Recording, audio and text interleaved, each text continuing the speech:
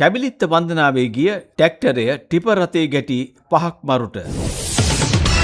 කැබිලිත්ත වන්දනාවේ යමින් සිටි පිරිසක් රැගත් ට්‍රැක්ටර් රථයක් මොනරාගල කොමුක්කන කළුපාලම මතදී අද අලුයම් කාලයේ ටිපර් රථයක ගැටි සිදු අනතුරකින් එකම පවුලේ දෙදෙනෙකු ඇතුළු පුද්ගලයන් 5 දෙනෙකු මිය ගොස් තිබෙනවා. මෙම අනතුරින් බරපතල තුවාල ලැබූ තවත් දෙදෙනෙකු රෝහල්ගත කළ බවයි පොලිසිය සඳහන් කළේ. ට්‍රැක්ටර් තුනක නැගී පිරිසක් කැබිලිත්ත වන්දනාවේ ගොස් ඇති අතර එම ට්‍රැක්ටර් රථ තුනෙන් මැදිව ගමන් කළ ට්‍රැක්ටර් රථයේ සිටි කණ්ඩායමකුයි මෙසේ කළුපාලම මතදී අනතුරට ලක් වී ඇත්තේ. අනතුර සිදුවන අවස්ථාවේ ට්‍රැක්ටර් රථයේ පුද්ගලයන් 10 දෙනෙකු ගමන් කර ඇතැයි විමර්ශනවලදී අනාවරණය වූ බව පොලිසිය සඳහන් කළා. අනතුරින් මිය ගොස් සහ තුවාල ලබා ඇත්තේ අවුරුදු 21ත් 57 අතර වයස්වල පසුවන්නන්.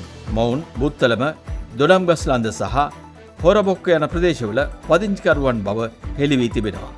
කසාගලින් මතුවන කතා කරන පත්තරේ මෙවැනි තවත් කාලීන සිදුවීම් දැනගන්න අපි නාලිකාව සබ්ස්ක්‍රයිබ් කරන්න.